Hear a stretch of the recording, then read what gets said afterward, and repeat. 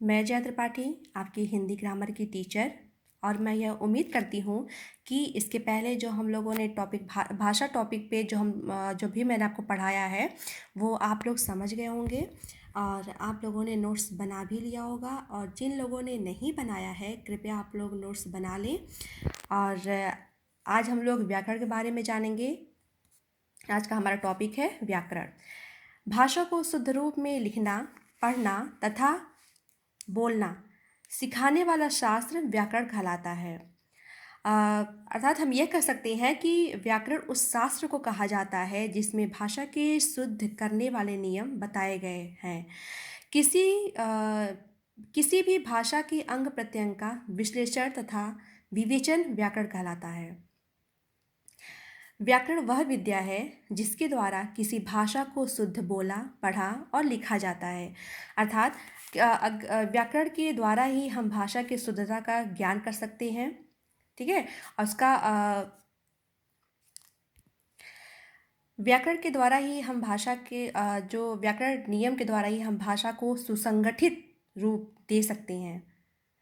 व्याकरण में वर्ण, शब्द, पद तथा वाक्य पर विचार किया जाता है। इन चारों के ये जो चारों हैं, ये जो चार हैं बताए गए हैं, चार इसके मुख्य अंग होते हैं।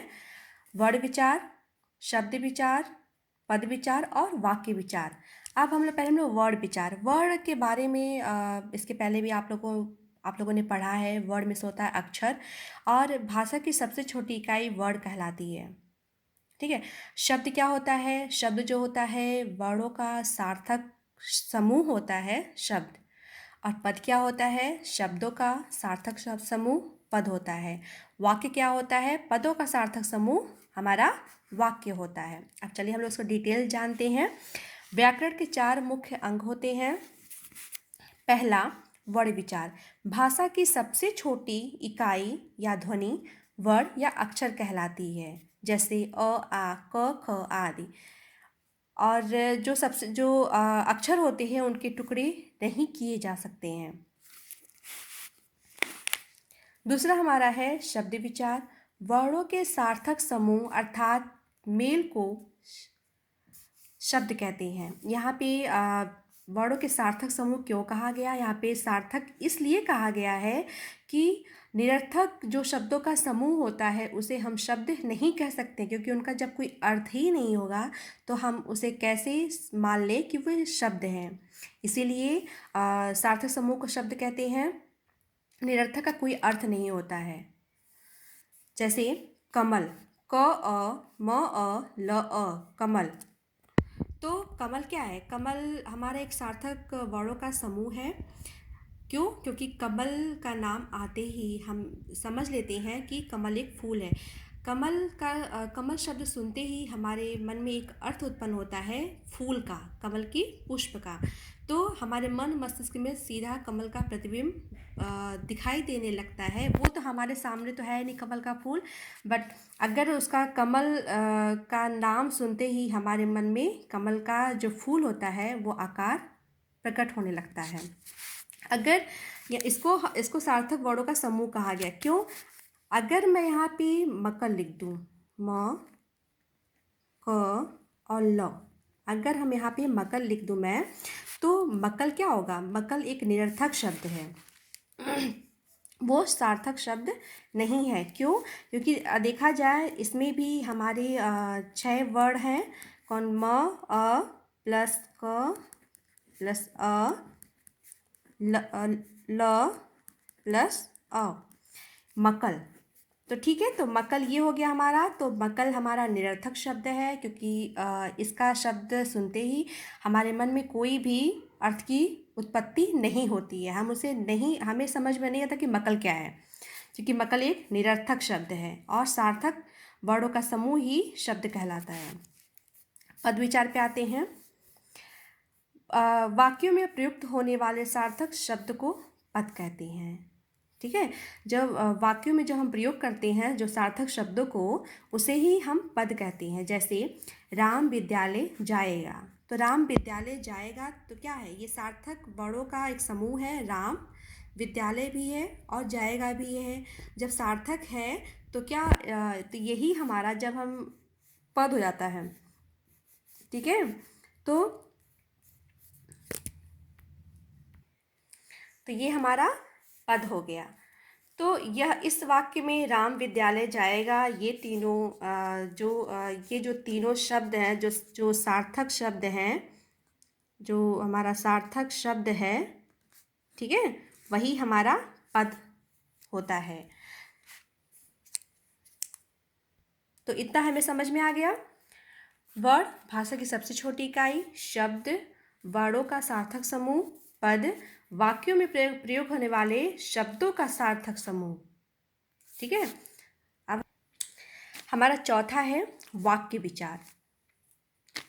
दो या दो से अधिक पदों के सार्थक समूह को जिसका पूरा पूरा अर्थ निकलता है उसे वाक्य कहते हैं। अब हम यहाँ पे देखते हैं, दो या दो से अधिक पदों के सार्थक समूह को जिसका पूरा पूरा अर्थ निकलता हो उसे ही वाक्य कहेंगे। यहाँ पे पूरा पूरा अर्थ आप लोग ध्यान दीजिएगा, पूरा पूरा अर्थ निकलता हो उसे ही हम वाक्य कहते हैं। उदाहरण, सत्य की विजय होती है। क्या होती है? सत्य की विजय होती है। ये जो हमारा सत्य, ये भी हमारा सार्थक शब्द है, ठीक है। और विजय क्या है? विजय भी हमारा सार्थक शब्द है। होती है, ये भी हमारा सार्थक शब्द है। ये सारे हमारे सार्थक शब्द हैं। तो इसीलिए यहाँ पे इसको वाक्य कहा गया है। सार्थक शब्दों के समूह को हम वाक्य कहते हैं। और ये भी बताया गया है, जिनका पूरा पूरा अर्थ निकलता हो उसे ही हम वाक्य बोलेंगे, और जिसका अर्थ नहीं निकलता हो उसे हम वाक्य नहीं बोलेंगे। जैसे अगर किंतु यदि हम सत्य विजय होती है, तो अगर यदि हम सत्य विजय होती है अगर हम ये लिखते हैं तो यह वाक्य नहीं है। ये सार्थक शब्दों का समूह तो है लेकिन यह वाक्य नहीं है, क्योंकि यहाँ पे देखिए, यहाँ पे क्या लिखा है, दो या दो से अधिक पदों के सार्थक समूह को जिसका पूरा पूरा अर्थ निकलता है उसे वाक्य बोलते हैं। तो इसका पूरा अर्थ नहीं निकल रहा है, क्योंकि सत्य विजय होती है, ये हमें समझ में नहीं आ रहा कि सत्य विजय होती है तो ये जो वाक्य है वो क्या कहना चाह रहा है। तो ये हमें समझ में नहीं आ रहा, उसका पूरा अर्थ नहीं निकल रहा है, तो इसीलिए यह वाक्य नहीं है। और सत्य की विजय होती है, यह वाक्य है। तो आप लोगों को समझ में आ गया। तो अब हम देखते हैं भाषा की जो सबसे छोटी इकाई होती है, भाषा की सबसे छोटी इकाई वो क्या कहलाती है? वो वर्ड कहलाती है, ठीक है। और जो वर्डों का जो सार्थक समूह होता है, समूह क्या कहलाता है? समूह हमारा शब्द कहलाता है। वर्डों का सार्थक समूह शब्द कहलाता है। अब जो शब्दों का सार्थक समूह क्या कहलाता है? पद। और पदों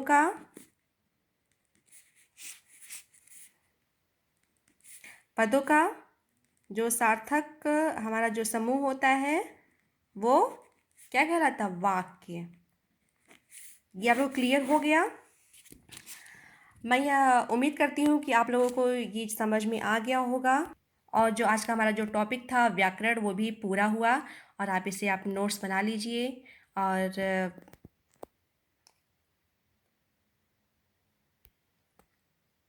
आप लोग अपने पढ़ाई पे ध्यान दीजिए। Thank you.